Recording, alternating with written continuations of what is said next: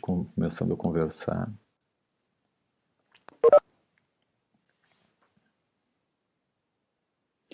A ideia é da gente ir devagar, então hoje é uma aula que seria de um conteúdo bastante denso, que é a questão de como se obter as janelas, mas estou tentando fazer ele de uma maneira mais palatável possível. Então, com isso, a gente conseguir distribuindo o conteúdo de uma maneira que seja mais prático, né, e que seja de uma maneira também mais fácil da gente conseguir ir assimilando.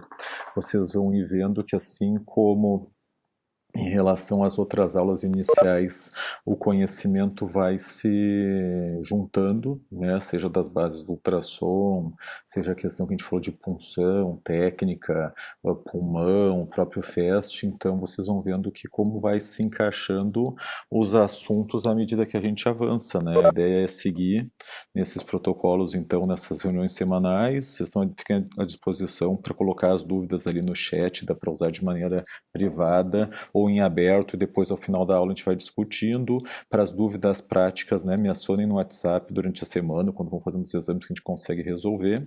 E eu prometo para vocês que ao longo da semana também vou liberando ali no canal do YouTube a própria aula. A gente vai tentando fazer uma edição ali na medida do possível. Tá aí a foto das minhas duas terroristas. Se alguém ouvir choros, gritos e tal, já sabe da onde que vem. Continuando nossa ideia, então a gente vai para a segunda metade do nosso programa. Esse aqui é o nosso 7º encontro e hoje a gente vai falar sobre as janelas de ecocardio, né, o encontro inicial desse tema. A programação da nossa aula é falar um pouquinho, né, de motivação, por que fazer o ecocardio como point of care, né, pelo não especialista, um pouco de dicas de posicionamento que vocês vão vendo à medida que vocês começarem a fazer o exame, que faz toda a diferença para a gente ter um melhor resultado com o nosso exame, as janelas propriamente a gente vai falando e um pouquinho de revisão da anatomia. Bom, nessa questão da motivação, né? Afinal, por que que a gente tem que se interessar em aprender a fazer o ecocardio? Por que que ele vai ser útil para nós?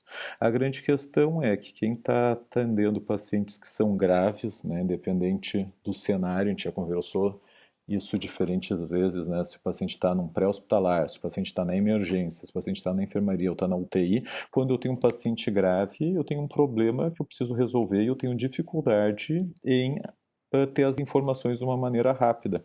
Da mesma maneira, eu tenho diferentes cenários, diferentes estudos mostrando, mas se eu tenho um paciente hipotenso, se eu tenho um paciente chocado, às vezes é muito difícil eu ter informações adequadas, né, independente do cenário.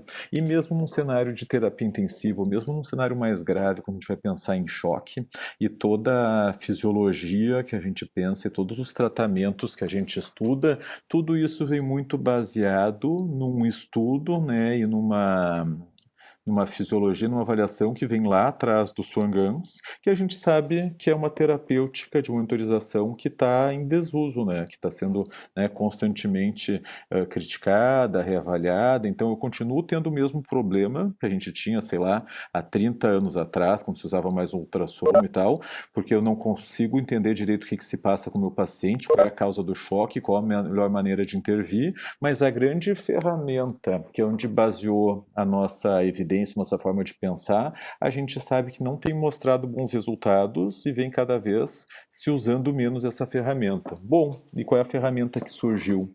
Qual é a opção que a gente tem hoje em dia? É essa aqui, né? É o ultrassom, e certamente entra nessa questão da avaliação o point of care, porque é muito dispendioso, né, e é muito complexo, é raro a gente ter profissionais especializados, um ecocardiografista e tal, para conseguir estar sempre à disposição para atender qualquer intercorrência. E eu vou ter pacientes graves em diferentes cenários, em diferentes horários, e se eu conseguir usar essa ferramenta à beira do leito, do ultrassom, que é ágil, que é rápido, que é barato, e eu conseguir fazer uma avaliação focada que me dê respostas, é a maneira que eu vou conseguir ter um melhor rendimento para tratar o meu paciente e ter melhores resultados, saber afinal por que o paciente está hipotenso, né? Entender o mecanismo, a causa do choque e definir também como melhor tratar esse paciente, como melhor abordá-lo. Então, nosso objetivo das próximas reuniões é justamente esse. Ainda na questão da motivação, trago para vocês esse estudo aqui que é bem interessante, um pessoal de Singapura avaliando a curva de aprendizado do ecocardio por não especialistas. Isso aqui era um grupo de residentes de pneumologia que estavam sendo treinados na UTI pelo ultrassom.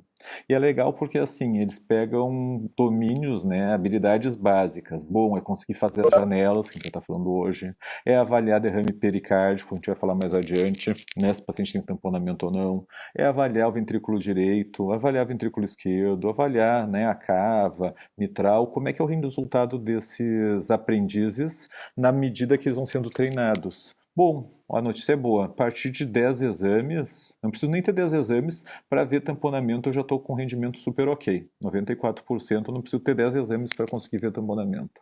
A partir de 10 exames, eu consigo ter essas outras habilidades, né? Fazer uma janela adequada, 75%, ver o VD, 95%, avaliá-lo, ver o ventrículo esquerdo, 80%, olhar em cava, quase 90%. Então vejam que é um conhecimento válido, né?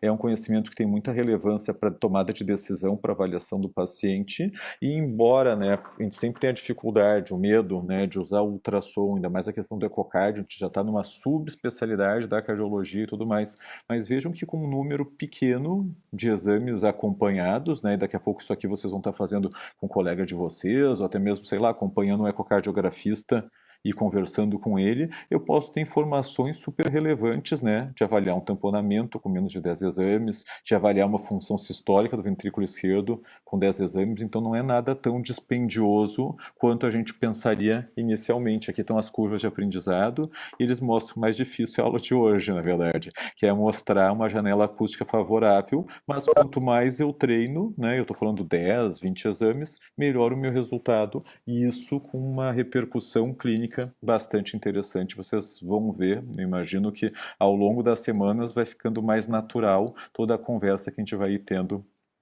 nessa questão. Bom, questão do ecocardio. A grande dica que eu tenho que dar para vocês nessa aula de hoje das janelas é esse slide aqui. O ultrassom depende basicamente do posicionamento que o paciente tem, né? A gente sabe desde o começo que o ultrassom nada mais é do que uma onda, né? Que ela precisa ser propagada e quando ela volta, o transdutor ali do aparelho é quem vai ler esses sinais.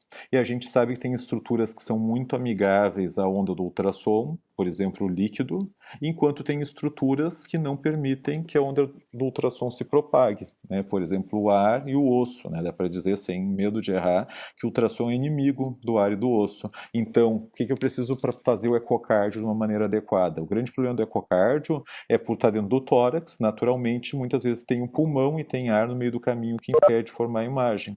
As manobras que eu faço, que são importantes, para eu conseguir ter uma melhor definição no meu ecocardio, uma melhor janela, são essas aqui. O que é recomendado sempre eu fazer?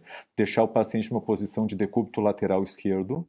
Com isso, o coração se aproxima da parede torácica e vai ficar mais fácil fazer uma imagem, porque não vai mais ter a interposição de ar do pulmão, e isso limita bastante a onda do eco. Então, por isso, que quando a gente vai ver um ecocardiografista fazer o exame, ele nem começa enquanto o paciente não estiver em decúbito lateral, ele nem tenta fazer um paciente em posição de supino, maior parte das vezes.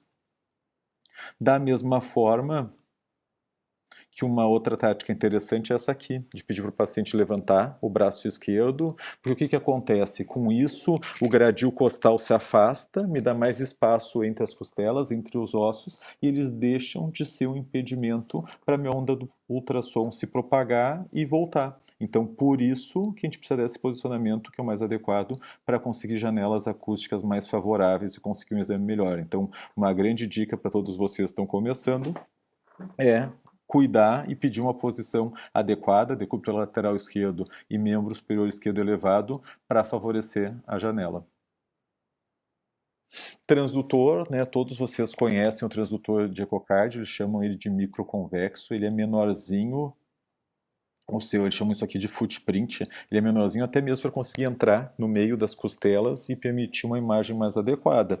Porém, né, muitos serviços que eu já trabalhei, a gente não tinha esse transdutor, não se surpreendam, dá para fazer imagens bem interessantes, dá para tomar medidas, né, e ver um pneumotórax, ver um derrame pericárdico, avaliar uma função sistólica do ventrículo esquerdo com o transdutor abdominal e funciona de uma maneira bem ok. Com o linear fica mais difícil, porque de fato ele não tem profundidade suficiente para a gente conseguir ver o coração, mas com a sonda abdominal às vezes a gente consegue resolver problemas que podem ser bem úteis. Bom, posicionamento, outra dica que é importante.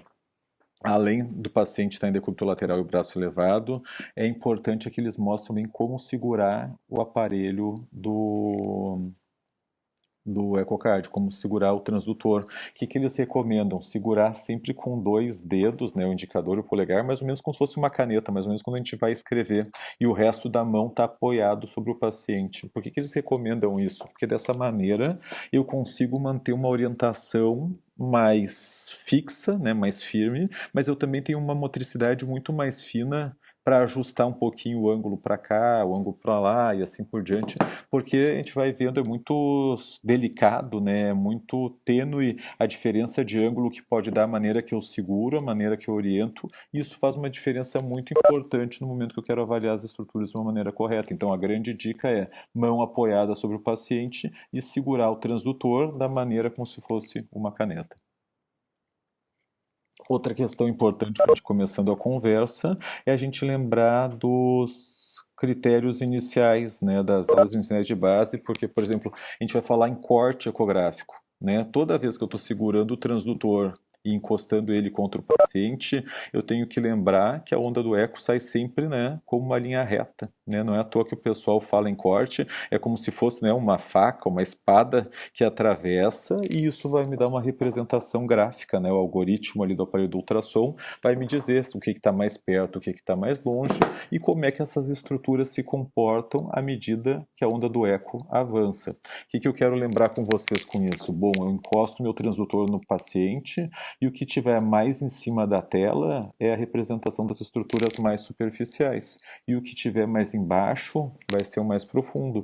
Isso parece muito lógico, ainda mais quando a gente estava falando na questão de passar um acesso, por exemplo, que eu encosto aqui na jugular e o que está mais pertinho é o vaso, o que está mais profundo pode ser uma artéria e tal, mas lembre que no ecocardio a gente vai ter que fazer várias manobras, né? As janelas, na verdade, a gente vai estar fazendo cortes em diferentes sentidos, então eu posso estar olhando de cima para baixo, daqui a pouco eu estou olhando da esquerda para a direita, eu estou olhando de baixo para cima, então a gente não pode perder essa orientação espacial para conseguir entender o nosso exame e para conseguir reconhecer as estruturas. Por exemplo, aqui é um corte que a gente vai falar daqui um pouquinho, é o paraesternal, bem do ladinho do externo, e eu tenho essa imagem aqui, essa representação do coração que eu vou enxergar no ultrassom.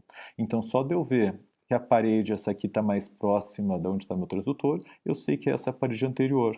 Da mesma forma, aqui eu sei que é a parede inferior e posterior. Então, como é importante a gente manter essa relação da sintopia, do direcionamento das ondas, para entender o que afinal a gente está enxergando, e essa é a própria técnica que os radiologistas, os ecocardiografistas, usam para quando querem, né, entender o seu exame e dizer o que está acontecendo.